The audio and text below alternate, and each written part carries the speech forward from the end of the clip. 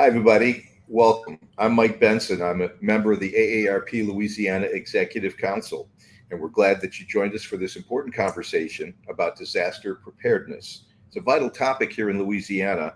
We're honored today to have Dr. Kenneth St. Charles. He is the regional CEO for the Louisiana Region of the American Red Cross.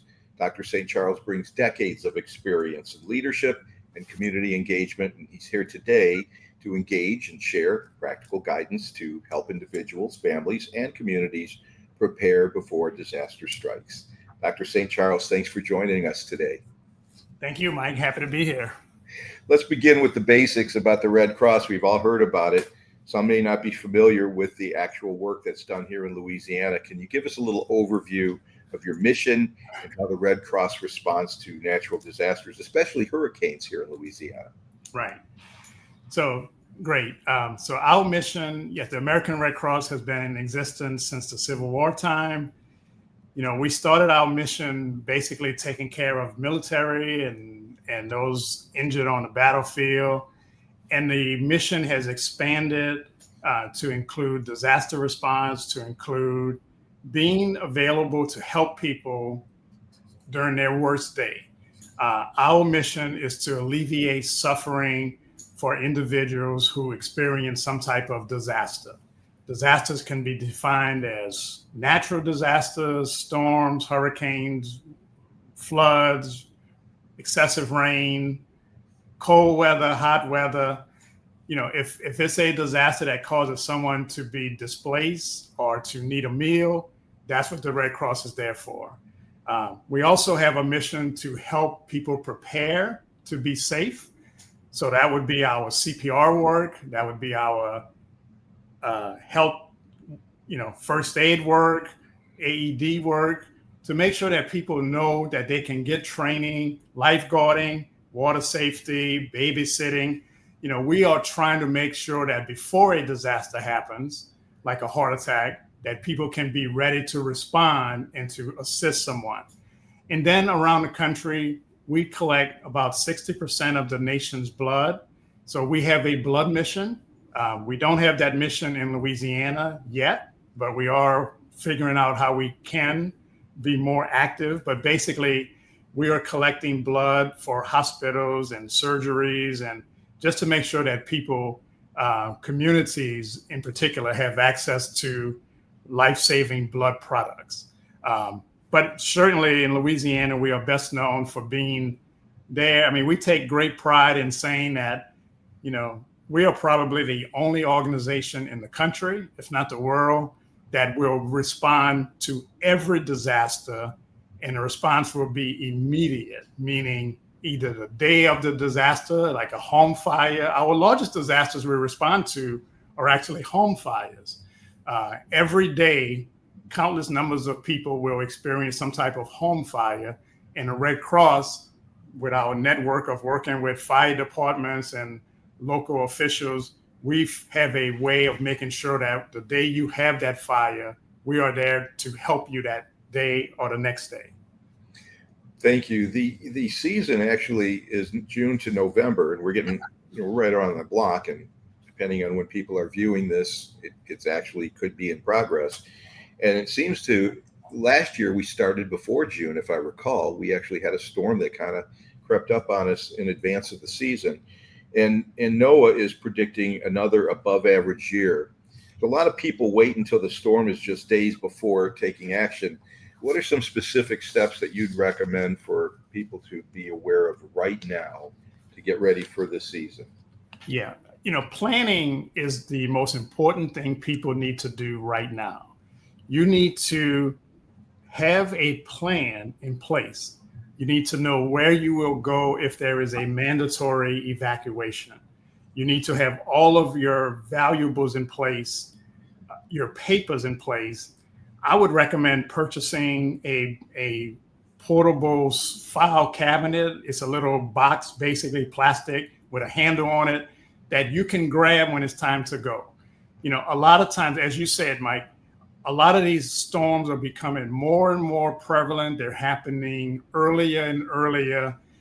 There's something now that we're watching. This is May 19th, and we're watching a disturbance um, that may or may not form into some type of depression, but now is the time to do it. And, know where your loved ones will be going, know where you plan to go. It's too early to start moving stuff in and boarding windows. That comes much later. But now, 24/7 around the clock, we should know if there is a mandatory evacuation, where will you go?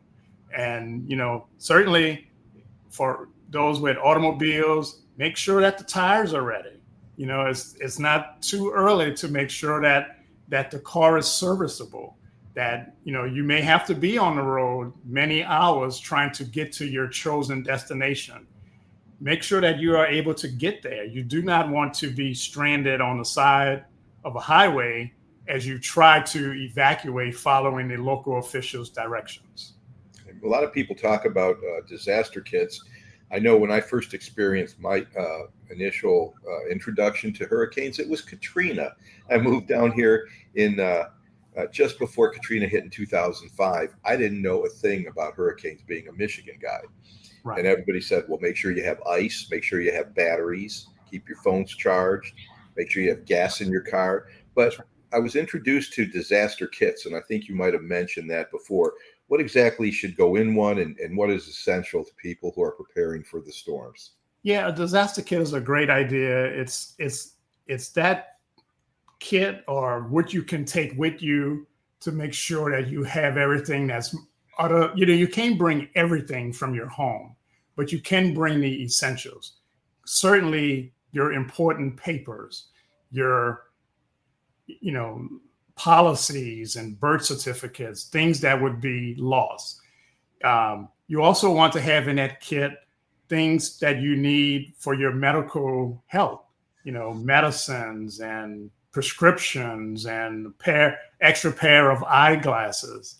You need to have things to make sure that if you are a caregiver, that you have people or whoever you're taking care of, whether they're children or your parents or different people who are close to you, your family, your neighbors. You need to make sure that you have all of their contact information. A lot of us have our contacts in cell phones now. If those cell phone towers go down, if you lose power, you won't have the luxury of being able to do that. So I would recommend that you have the real information so you can access it. And then you also want to have those things that are important to you, those comfort type items. You really want to make sure that if you have to evacuate, that you have the basics to make sure that you keep everything in place. A lot of times people want to batten down the hatch, and stay in place and surround themselves with they're comfortable with. They may or may not have a generator to keep themselves comfortable. So if you are sheltering in place, what are your recommendations for that? Well, it's not recommended to shelter in place unless it's a emergency or you have no other ways to go. Even if you believe you have to shelter in place, you should reach out to organizations who can provide transportation to a safer location. Mm. We have to worry about our lives first. And when the local officials put in place a mandatory evacuation, we do encourage everyone, and we know some people cannot leave because of different reasons, but there are organizations that will assist you in leaving, whether it's in New Orleans, it's the RTA, or whether you're working with a particular, retired community vendor. A lot of people will help you. Now, to answer your question, if you have to batten down the hatches, it's clear you should not be in a mobile unit. The place where you choose to batten down the hatches has to be strong enough to handle, category 4 and 5 hurricane winds. Flooding is what we all are afraid of, because once the water starts to rise, then it becomes really life and death at that time. we can say things like make sure you have batteries. If you have to go into your attic, make sure you have a way to get out of that attic if it becomes inundated with water. Again, I'm not recommending that these are things that you should do. The first thing you should do is to, at all means, evacuate and heed the directions of the local officials, because the local officials have more information than we may have as individuals. And those local officials, at some point, they will be the ones that are coming out to save people. And so they need to, for their safety, they need to make sure that they're able to do their work the best way that they can. How do you prepare the house though before you take off? Do you turn off the power? Yeah, we have some. You can board up your windows. You can unplug all of your electronic devices. You can move items from first floor to second floor if you have that as an option. Certainly turn off the electricity. Certainly bring in anything that could blow around and cause other injuries to other neighbors.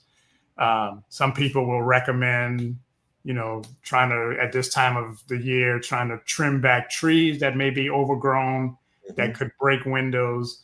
There are a number of things to do to prepare your home when there is a threat of a storm coming. Clearly, make sure that any exposed electrical wires are safe distance maintained from those. Don't forget also, many of us have pets. There are things we need to do with our pets, those that are indoors and outdoors, to make sure that they are ready. There are a number of things you can do before you have to leave. The biggest thing is to heed the directions of the local authorities. I'm so glad how much time you have, because with hurricanes, if there's one blessing with a hurricane, is we do have time to prepare. Yes, the tracks might change and the intensity of the storms may change, but the reality is we do have, in most instances, 48, 72 hours to get ready before a actual landfall happens. And we do need to take advantage of that time as much as possible. Sure. And I'm so glad that you brought up pets. Do all shelters allow pets? Are there places that you recommend people look at first if they're bringing their pets? And I do hope they remember to bring their pets. Yes. So I can't speak about all shelters. I can speak about Red Cross shelters. Most, if not all, Red Cross shelters will allow pets. We do ask that those pets be maintained for their safety as well as the safety of the other shelter residents in some type of protective cage or crate or something for that pet. Yes, we value the relationships that individuals have with their pets, and we welcome them to our shelters. We have volunteers who take special training to care for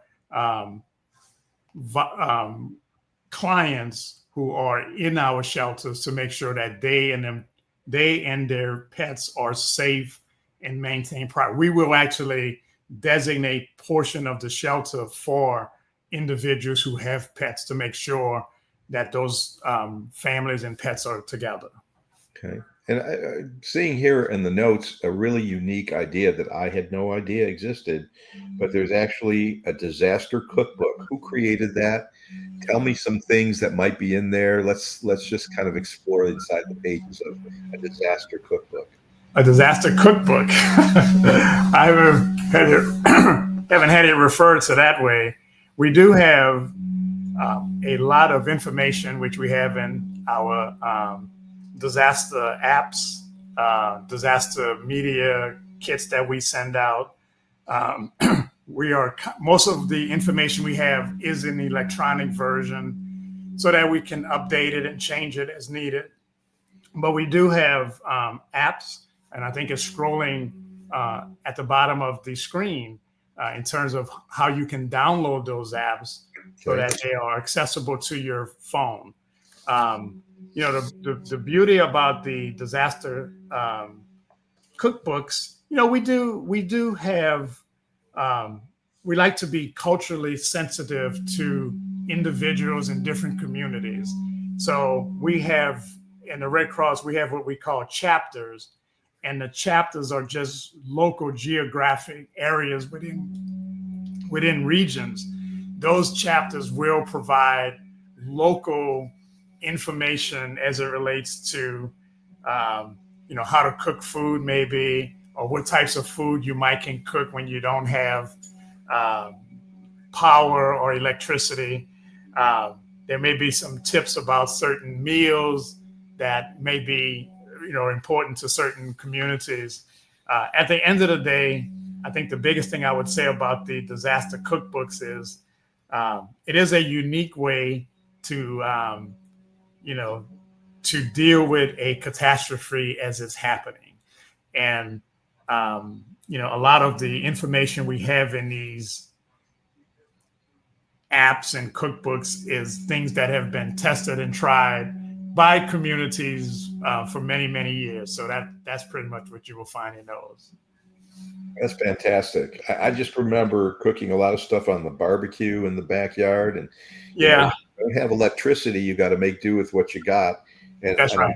as a rookie to this back in 2005, I realized how important ice really is. Like people say, Yes, make sure you have tons of ice and preserve stuff in the fridge. right, Keep water cold. That's really important to have like that. If you lose your power, you lose your water, right. ways to eat. A can opener would be a good idea, right? Absolutely. Manual can opener, which many of us don't remember. Flashlights and batteries, and there's these little crank items that keeps the radio going so you can get messages. There's some flashlights they sell where you can crank it and you can actually plug your phone into it to charge your phone. Those are all great things to have so that we are ready for the inevitable, which are more storms, more frequency, higher intensity. Yeah, it's important to have those things. It's important too. The biggest thing to have also is relationships with your community. Okay. You really need to be checking on your neighbors. Your neighbors should be checking on you, whether they are related to you or not. We cannot stress enough that it's the community that will come together to help with disasters and recovery.